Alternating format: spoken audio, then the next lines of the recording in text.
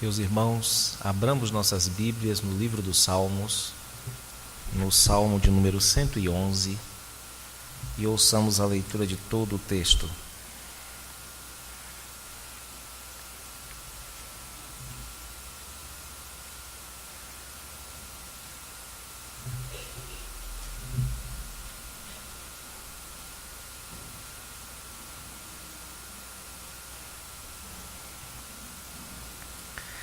Salmo de número 111.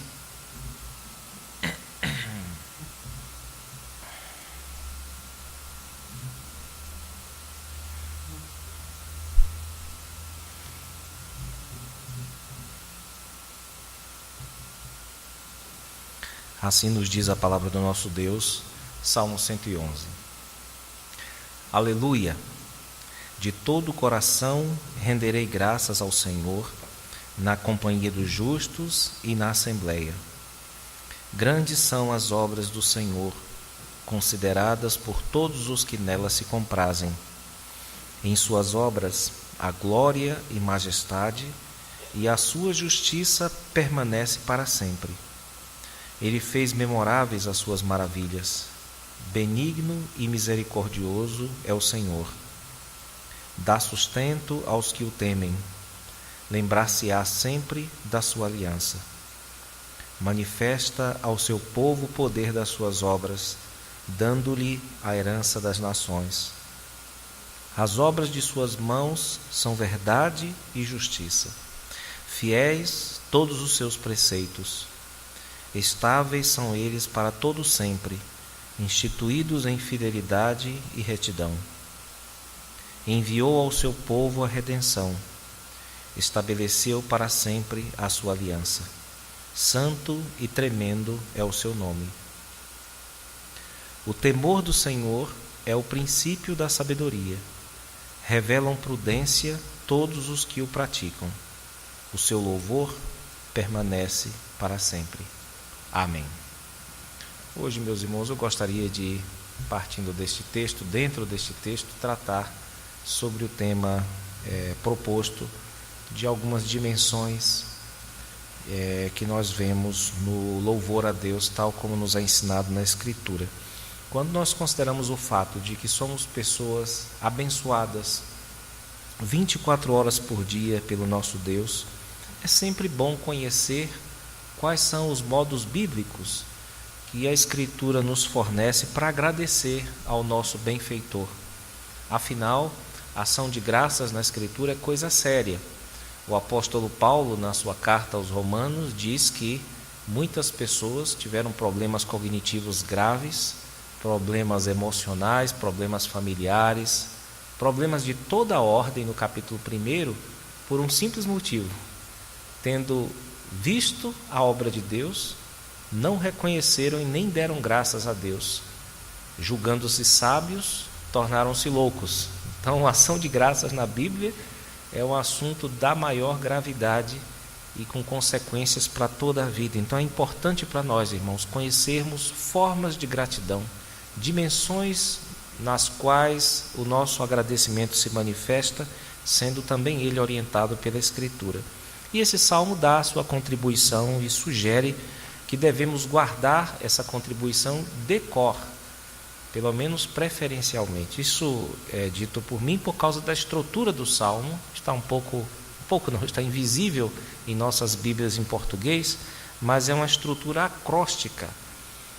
Ocorre aqui nesse texto, pelo menos no texto fonte hebraico, 22 linhas esse salmo possui, cada uma dessas linhas começando com uma letra do alfabeto. Então a palavra aleluia, aí, que abre o salmo, ela começa, por exemplo, com uma letra, a primeira letra do alfabeto hebraico, que é o Aleph, que é de onde vem essa pronúncia do A, do aleluia, né?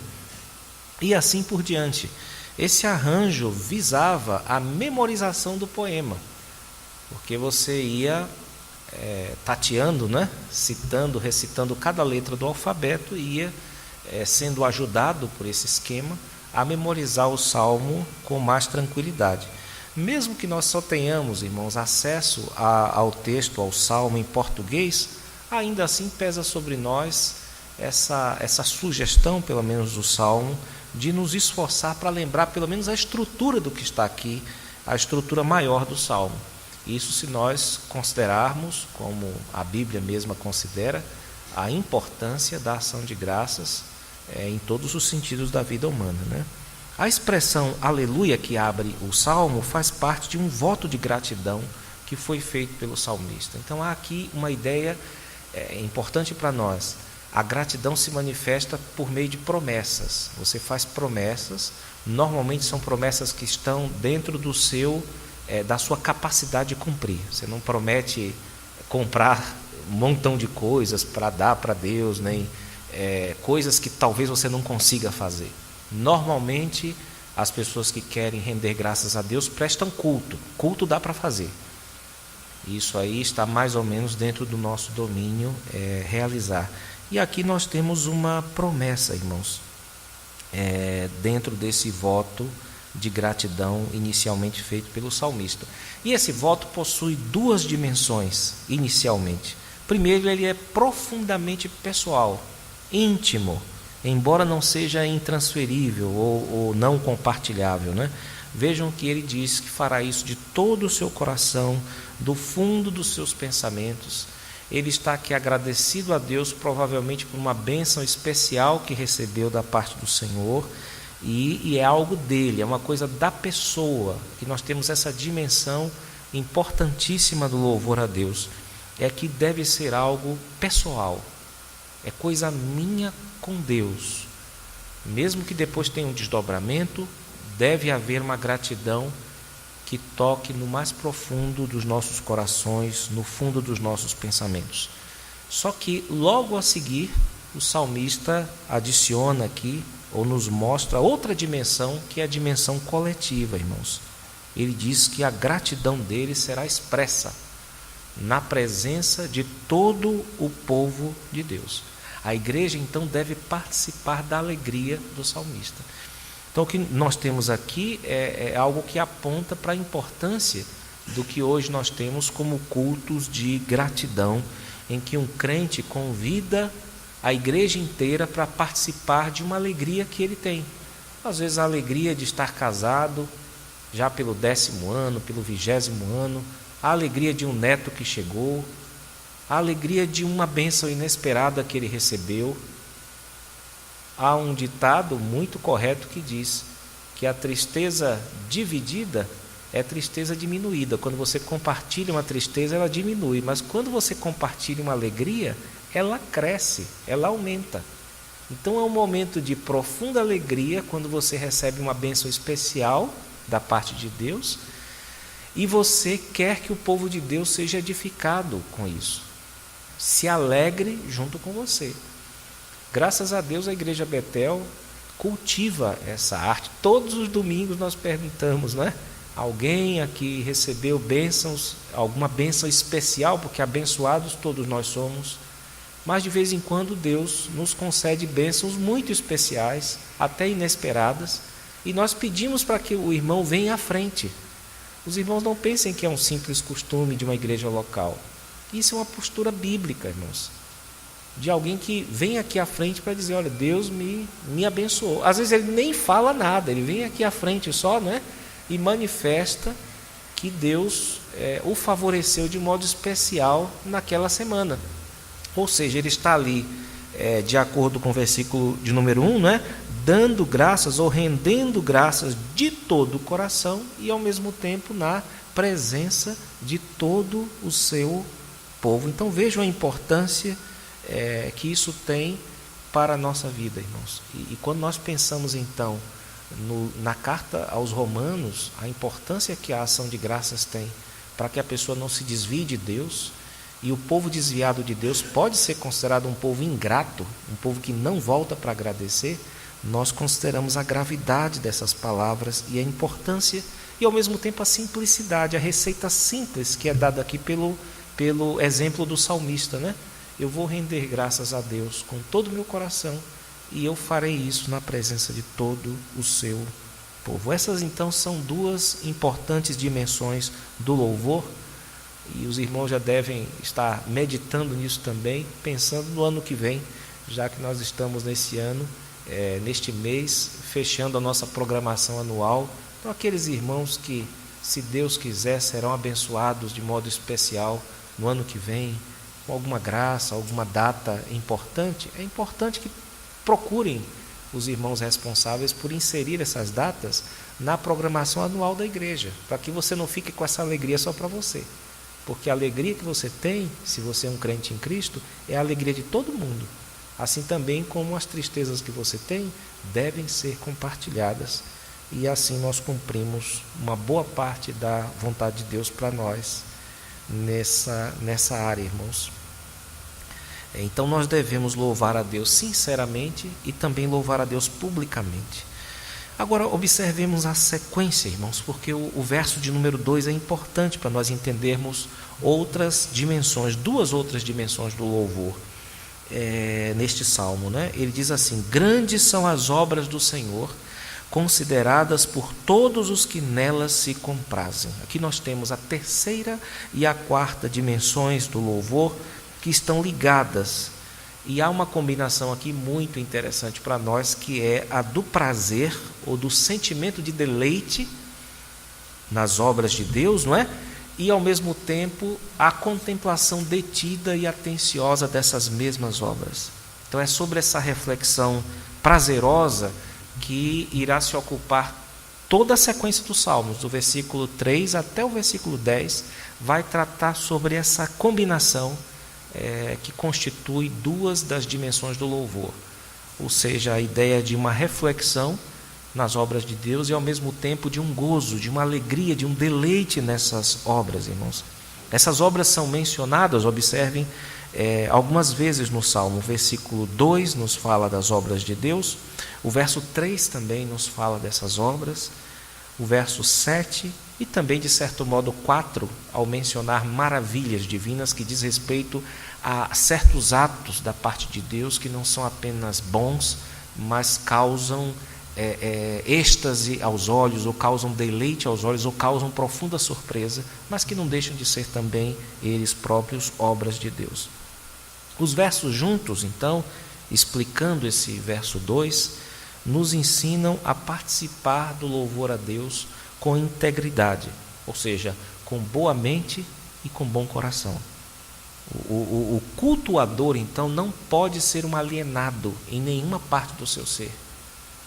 Nós somos chamados a louvar a Deus com todo o nosso coração, com toda a nossa alma, com todo o nosso esforço, com todo o nosso entendimento, irmãos. Para ter prazer em Deus, é preciso atentar naquilo que Deus faz no mundo. Se nós não prestarmos atenção no que Deus está fazendo na vida das pessoas, o que Deus está fazendo nesse mundo, vocês não têm como louvar a Deus corretamente, vocês não têm como se deleitar. Se vocês vêm para a igreja sem observar essas coisas, se vocês vão para o seu quarto falar com Deus sem ter observado essas coisas, vocês não têm os estímulos dados pelo próprio Deus para se deleitar nele, para ter prazer e para louvá-lo, irmãos.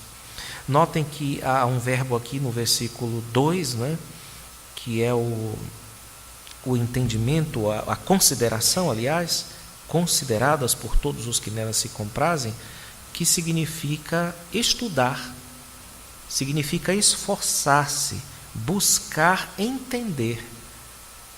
Ou seja, não há apenas deleite, mas há o emprego dos meios cognitivos para se entender a vontade de Deus. E isso também será usado para que você tenha prazer. E entender o que, irmãos? Os versos 3 e 4 nos falam aqui. Agora eu chamo a sua atenção porque se você quer louvar direito a Deus, você tem que prestar atenção a essas instruções aqui. Senão vocês não vão ter deleite ou vocês não vão louvar com entendimento também. Vejam que os versos 3 e 4, neles o salmista fala de um estudo geral das obras de Deus, que são, segundo ele, belas. Aquilo que Deus faz é belo, irmãos, é belo. Aquilo que Deus faz é verdadeiro, o que Deus faz é bom, como Ele próprio disse, e o efeito disso é glorioso, é maravilhoso. Elas são coisas marcantes, tanto na sua intensidade, como também no seu esplendor, no seu brilho. Vocês percebem que Deus sempre tem alguma coisa que Ele impõe algum tipo de destaque nas suas obras, irmãos. Sempre. Como que a chamar a nossa atenção. Como que a tornar aquilo que Ele faz memorável para as nossas vidas. As maravilhas que Ele opera visam isso. Sempre que Deus opera algo maravilhoso nas nossas vidas, Ele quer nos impressionar.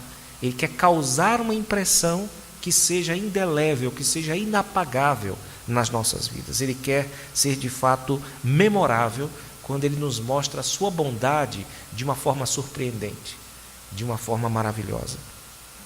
Então, de modo geral, nós somos chamados a prestar atenção, nesse sentido mais amplo, nas obras de Deus. Isso é um dos estímulos que Ele nos dá para que nós o louvemos como convém, para que nós não louvemos de modo automático, como se diz, mecânico. Na sequência, irmãos, dos versos de 5 a 9, aí nós temos uma observação a fazer que é mais específica. Vejam que ele fala aqui da obra especial de Deus, não mais simplesmente na criação, não é? Mas agora uma obra que Deus fez com o seu povo. E neste resumo aqui, dos versos de 5 a 9, dos feitos grandiosos de Deus, é dito que Deus concede, dentre outras coisas, ao seu povo o sustento. Verso de número 5. Significando que a comida que nós comemos não deve ser saudada apenas com uma oração que é feita por educação na hora do almoço, mas ela deve ser contemplada como parte do cuidado de Deus para as nossas vidas, irmãos. A despensa que vocês têm em casa deve ser contemplada diariamente como o modo que Deus tem de sustentar vocês.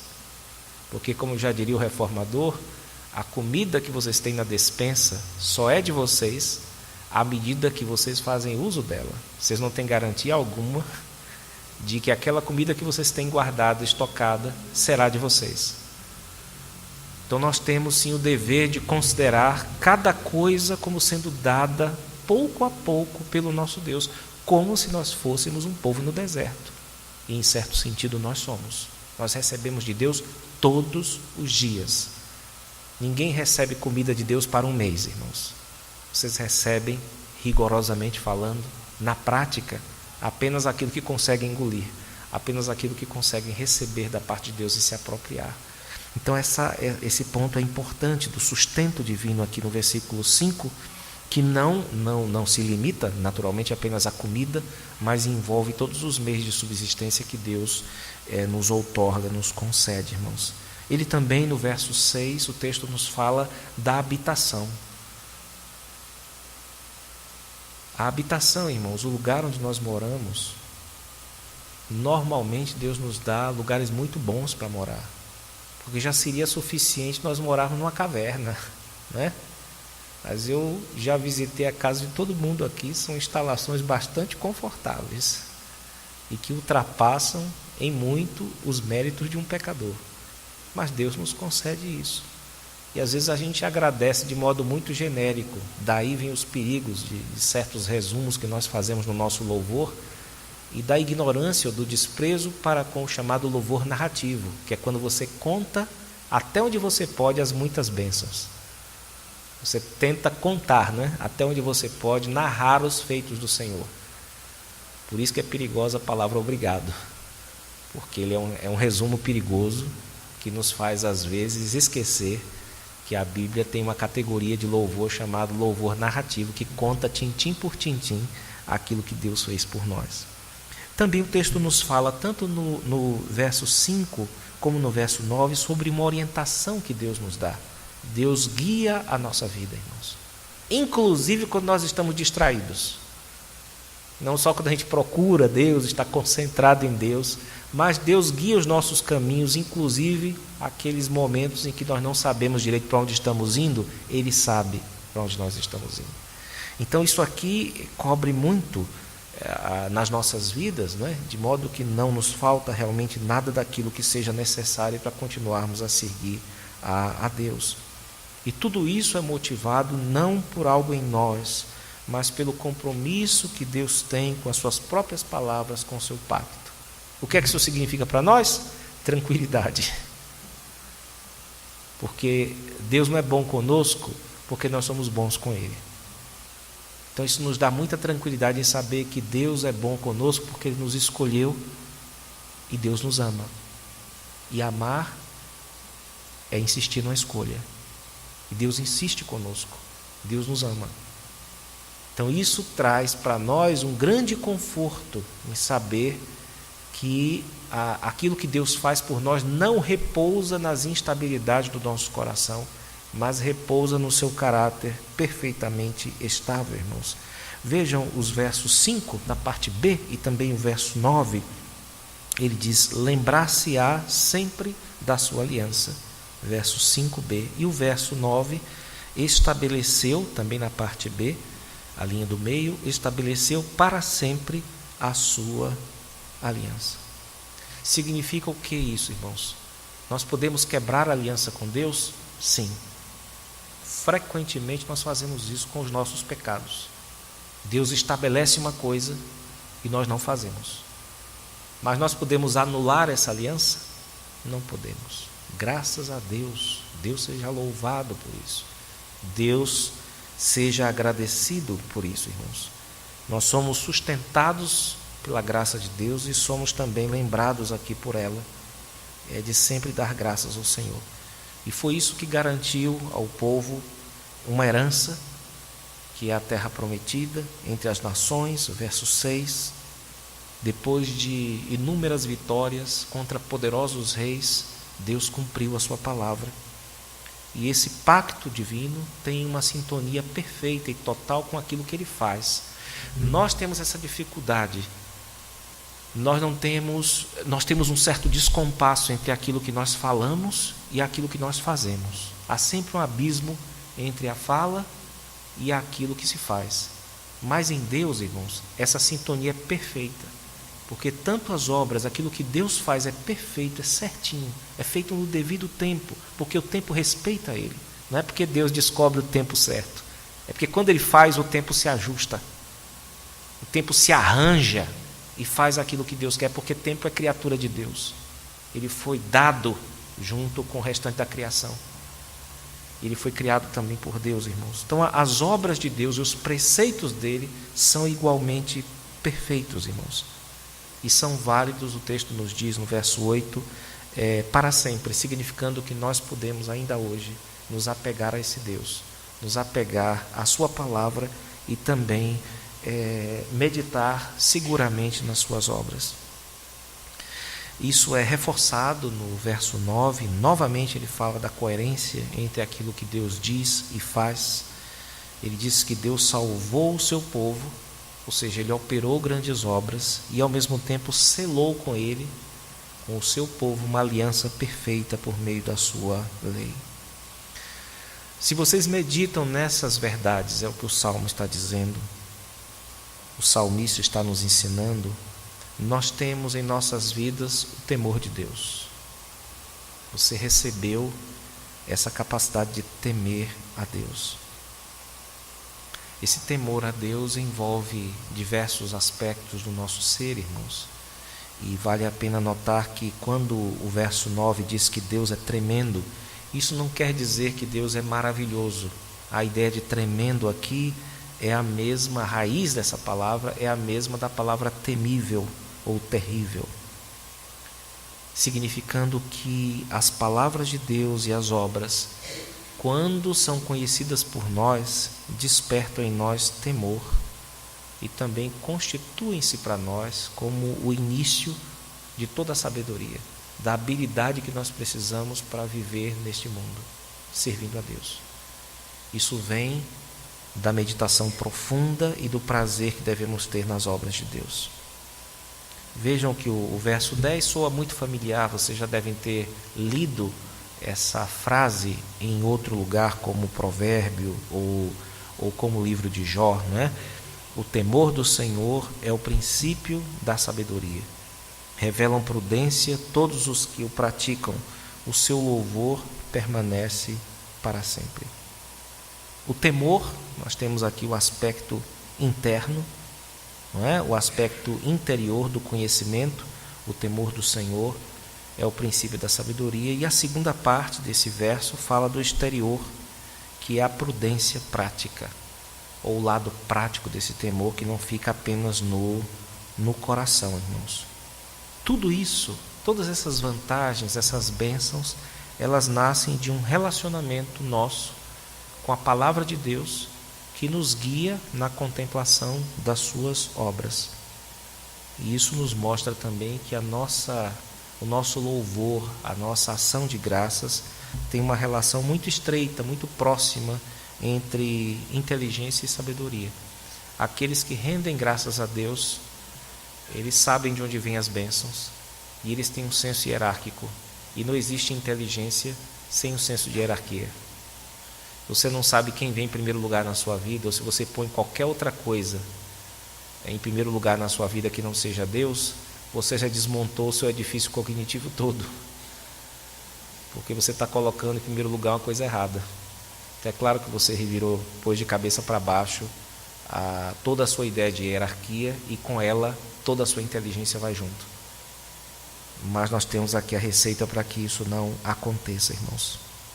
No Novo Testamento, o nosso Senhor nos ensinou a contemplar a obra de Deus no mundo com resultados novamente para a nossa vida interior, para a nossa vida afetiva, né?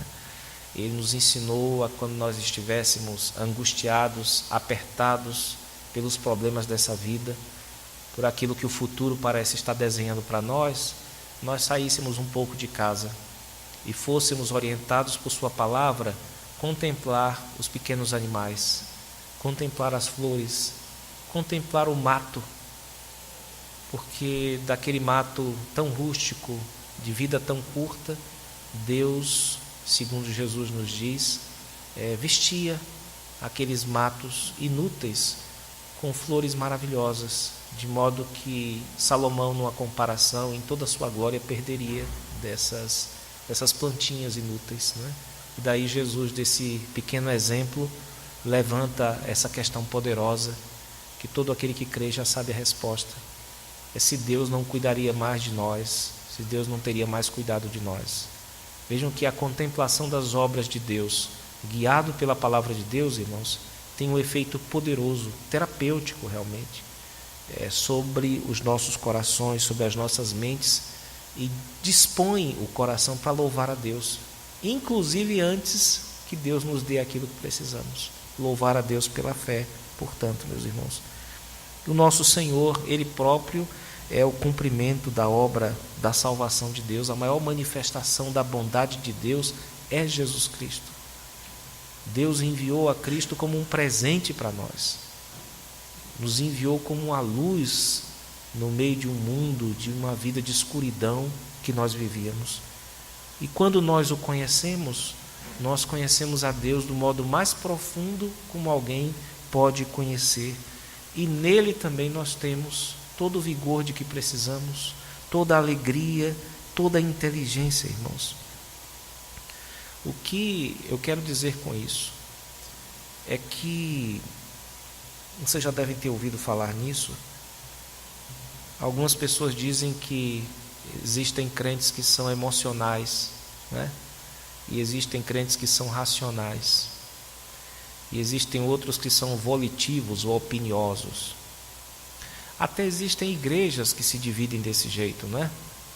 Existem aquelas que enfatizam muito a emoção e dizem que se você não orar, não viver a vida com muita emoção diante de Deus, você não está vivendo direito a vida cristã.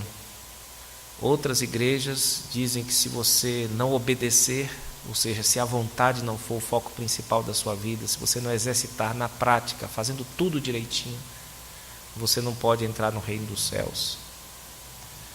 E existem igrejas que enfatizam o aspecto racional, né? Se você não souber as respostas, se você for uma pessoa que não estuda a Bíblia, uma pessoa que não sabe as respostas do catecismo ou da grande teologia, você não é um cristão direito.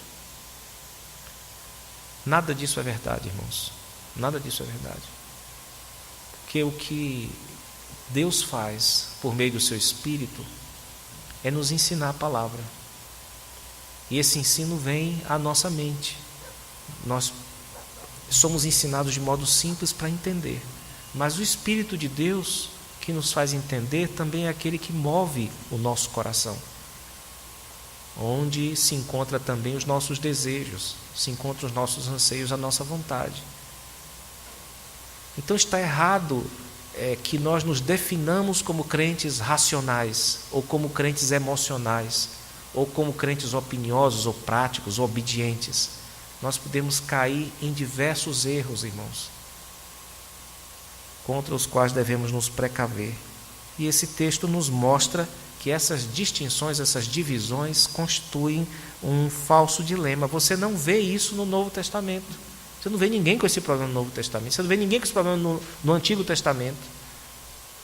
Você não vê ninguém com esse problema no início da igreja, nem na Idade Média inteira, e nem na Idade Moderna, no início da Idade Moderna, no período da Reforma. Nós não vemos esses dilemas.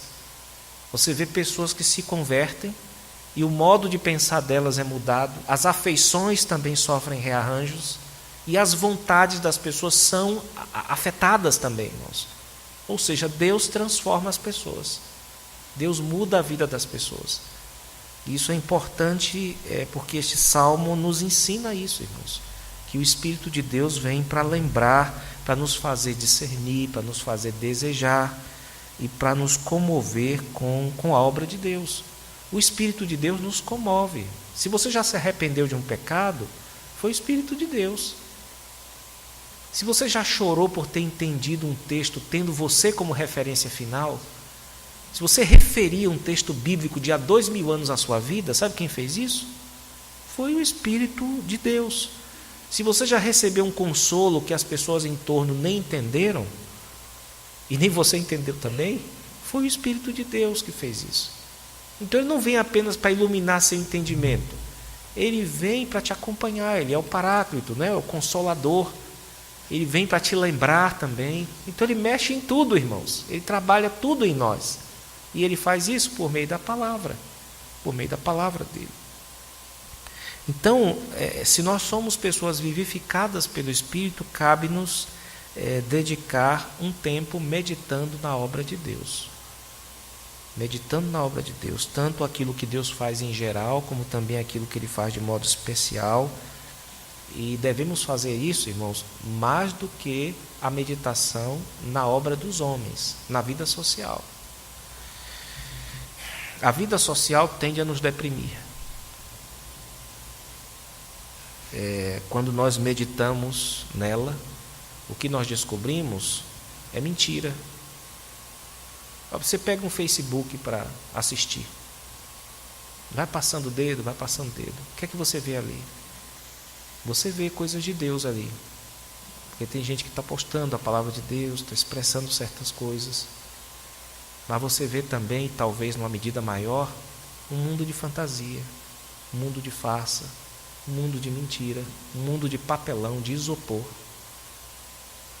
um mundo de pessoas que se exibem e que te dão às vezes a impressão de que você é a pior pessoa do mundo, é a mais pobre, é a mais suja, é a menos legal. Isso é a sociedade humana, irmãos. Essa é a sociedade humana. Quando você para meditar nela, você vai tirar o que dali? Você vai tirar o que ela tem para te dar, que é muita tristeza, muita decepção, é muito senso de inferioridade. Agora, quando você para meditar nas perfeições da lei divina, o texto aqui está dizendo, aquilo ali é usado por Deus para te dar alegria. Quando foi a última vez que você fez uma meditação séria nas obras de Deus? Numa montanha, num animal, na mão de uma criança, numa folha, numa rosa. Quando foi que você olhou para o céu? Eu não estou falando do céu escuro de São Paulo, não. Estou falando do céu de Deus. Quando foi que você fez isso? De onde você está tirando o seu prazer? De onde você está tirando a sua inteligência, a sua fonte última de sabedoria? Onde é que ela está? Essas são perguntas que o texto nos permite fazer, irmãos. E o texto nos recomenda, meditem mais nisso, porque isso vai ser uma fonte de sabedoria uma fonte de prazer para você meditar nas palavras e nas obras de Deus. Em resumo, irmãos, o Salmo nos apresenta algumas dimensões no louvor a Deus. E, se possível, guarde de cor. Esse salmo foi feito lá para os hebreus, com esse sistema de acróstico, né? Para que as pessoas decorassem. Se você puder, pelo menos decore essas 4 dimensões. Elas são fáceis de você lembrar, não custam muito da sua memória, dá para você lembrar em qualquer tempo, em qualquer lugar e praticar isso. Ou seja, você deve louvar em particular e em público. Ou seja, louve a Deus com todo o seu coração, mas também procure momentos para louvar a Deus na presença de todo o seu povo. E, em segundo lugar, no segundo par de dimensões, lembre-se de louvar a Deus com a mente e com o coração. Neste caso aqui, com a sua cognição e com as suas afeições. O crente não é alienado. O crente não louva por qualquer coisa ou por nada. Ele tem razões para isso. Aliás, quem está alegre, você pode perguntar que a pessoa vai lhe dizer a razão. Se não disser a razão, pode internar. Todo mundo, a pessoa está irada, babando aí, com muito ódio, você pergunta por que você está irado. Se a pessoa não respondeu, interna. Todo mundo tem uma razão para suas afeições. Não vamos agir como aqueles que não têm razão para aquilo que fazem, para aquilo que sentem, irmãos. Então é muito importante para nós lembrarmos de que o louvor a Deus, a gratidão a Deus, dá-se por meio da mente também, de uma mente que medita com intensidade nas palavras e nas obras de Deus. Se você recebe bênçãos de Deus, glorifique sempre a Ele no seu coração. Se você recebeu bênçãos especiais, torne isso público à igreja. Venha à frente quando for chamado. Não negue isso ao povo de Deus, não.